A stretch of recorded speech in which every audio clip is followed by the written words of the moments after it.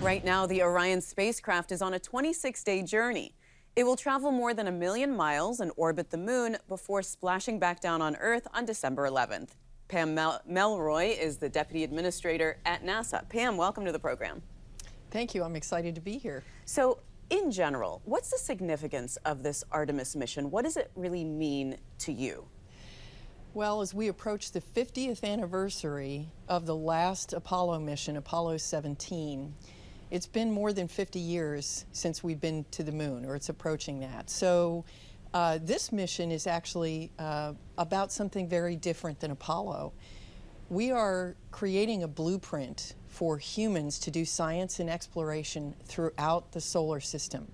And we're going to practice it on the moon, and then we're going to go execute it on Mars and in other destinations. So this time we're going to stay and to do science. And Artemis 1 is just the beginning. What's the data that you're collecting from this Artemis mission, this current one that's going on, and what have you learned so far? This is a critically important mission. It's the first one, so we're really testing out the vehicle. We don't have crew on board for safety reasons, so we're going to push it a little bit harder than we would normally do if there was a crew on board, so that we can really understand the capabilities of the vehicle. First of all, we learned a lot from the rocket, the SLS rocket, which perfectly inserted Orion on its way to the moon. So that was a great experience, just getting it out to the pad a few times, figuring things out, getting to know the quirks of the rocket. So we've learned a lot about both procedures and the technology. For Orion so far, we're learning tons about the vehicle. We're exercising many of the systems, and of course we're going to learn a lot from the atmosphere around the moon. Now, we don't usually think of atmosphere around the moon, but in fact it is an environment, and there's solar wind, there's radiation. So if we're going to operate there on a routine basis, we really need to understand it. Orion will reach a maximum distance from Earth of about 270,000 miles. That's a long way. What's the significance of that distance, and what are you hoping to learn? Well, one of the things that we're doing on this mission is going very far beyond the moon, again, to understand the environment around the moon. We're going into a distant retrograde orbit around and basically understanding the environment. This will help us in the future with future orbital missions, with understanding space weather better.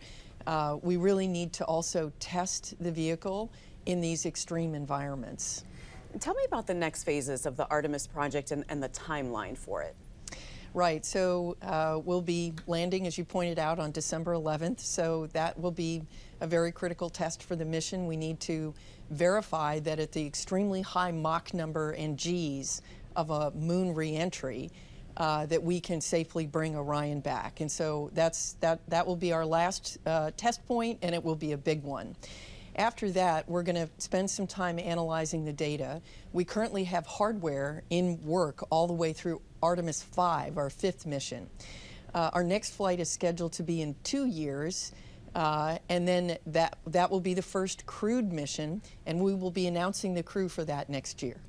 You alluded to this earlier about having a human presence on the moon. Tell me a little bit more about that. How would that work? What would they be doing on a day-to-day basis? Well, the most important thing they would be doing is science, because that's what we go to space for. We go to space for science, we also go for technical capability for our country, and we also go for inspiration. So everything we do, we need to be focused on maximizing those 3 areas. So the astronauts will be discovering new science, and as we've seen with the James Webb Space Telescope and Hubble and Mars Perseverance, how incredibly inspiring and the incredible things that we learn about our own Earth and about the solar system.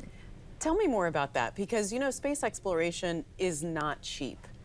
Is this worth it to the American taxpayer, given all the other funding priorities that are really very valid? Well, that's why we focus on those 3 areas. They're very, very important. Remember, every penny spent on the space program is spent right here on Earth. And so creating that technical capability, and the science and technology capability spills out into other areas and, of course, inspires the next generation in STEM. This is an investment in the future, and that's got to be made. So that the harder things are, the more valuable they are to the country. Speaking of the next generation, you know, throughout the federal government, there's a need for hiring for STEM, especially for younger people and getting them interested in public service. Have you seen an uptick in interest and excitement among young people at NASA wanting to come into NASA because of the Artemis project? Well, we're very fortunate at NASA that we have not ever had a problem recruiting. I think it's, you know, the best brand in the world, and the work that we do is very exciting. What I think the impact is going to be is more significant broadly across public service and also across STEM disciplines. Personally, I was hugely inspired by the Apollo program. A whole generation of scientists, engineers, aviators, and explorers were inspired. And that's what we're going to kick off with the Artemis program, the Artemis generation. Any international cooperation in the Artemis program, or is this purely an American endeavor?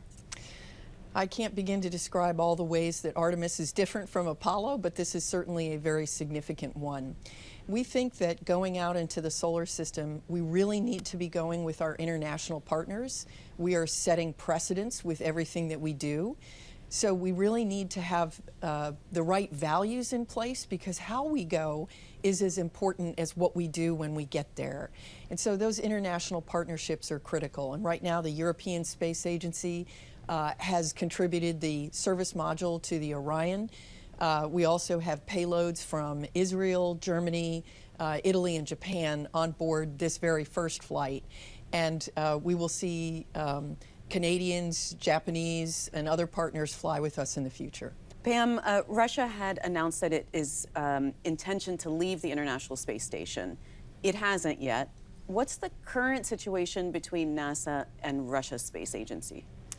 So Russia has also indicated that they prefer to have their own space station in place before pulling out of ISS. Which is clearly still several years away since they have not started constructing it. So right now we're in a very stable configuration. We have a very professional relationship with Russia. They've also indicated that they intend to completely fulfill all of the requirements that they have signed up for. Are you concerned at all about China's space aspirations? They have completed a space station. Yeah, it's wonderful to see.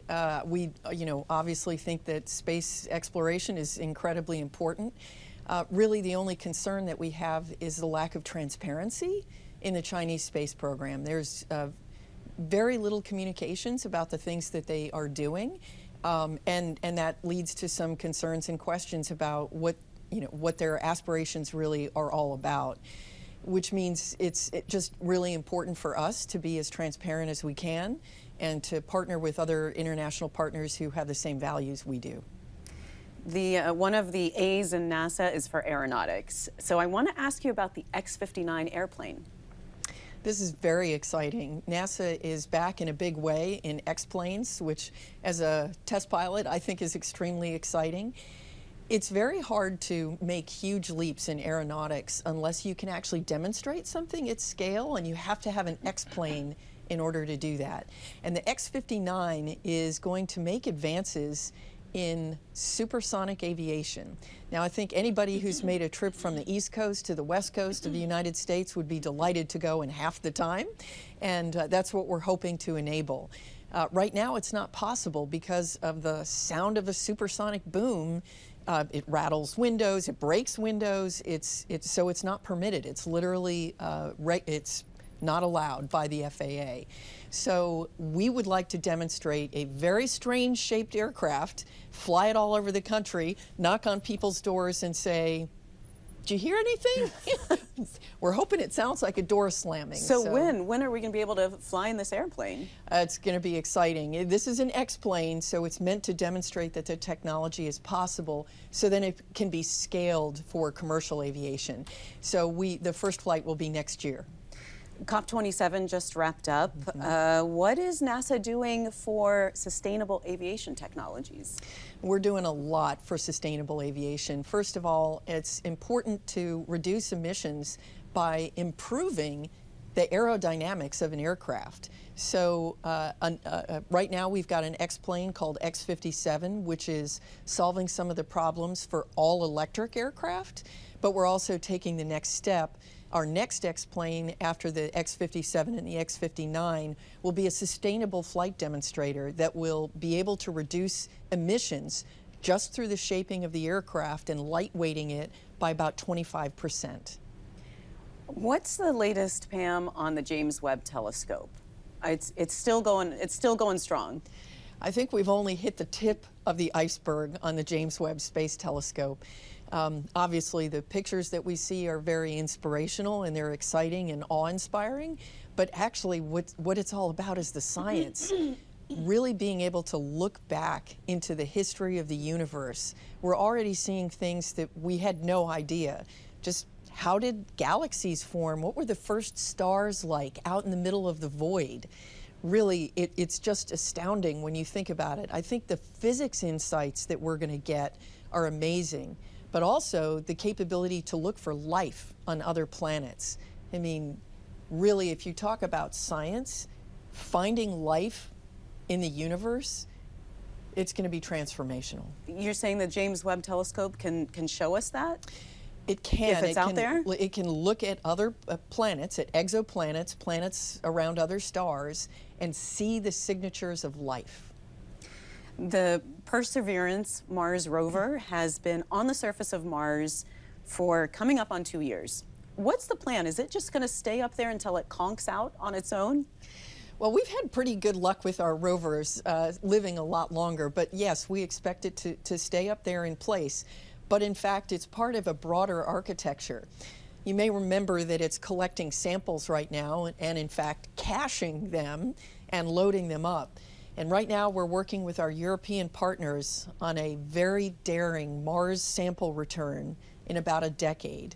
A very complex program involving sending a vehicle to Mars, dropping a rover with a launch rocket, 2 helicopters like Ingenuity, pick up the cache of samples, and then for the first time launch a payload from the surface of another planet and catch it in space around Mars and then bring it back to the Earth. Okay, because nothing's ever come back from Mars. No, we've never had a sample come back from Mars. It's when you look at the riches of what we learned from the moon samples, and we know we'll learn more, Mars, it's going to be incredible. It is, and thank you so much for coming on the show and sharing that with us, Pam. Thank you. It's very exciting. Thanks for watching. If you enjoyed the video, give it a thumbs up and subscribe to our channel so you don't miss out on any future Government Matters interviews.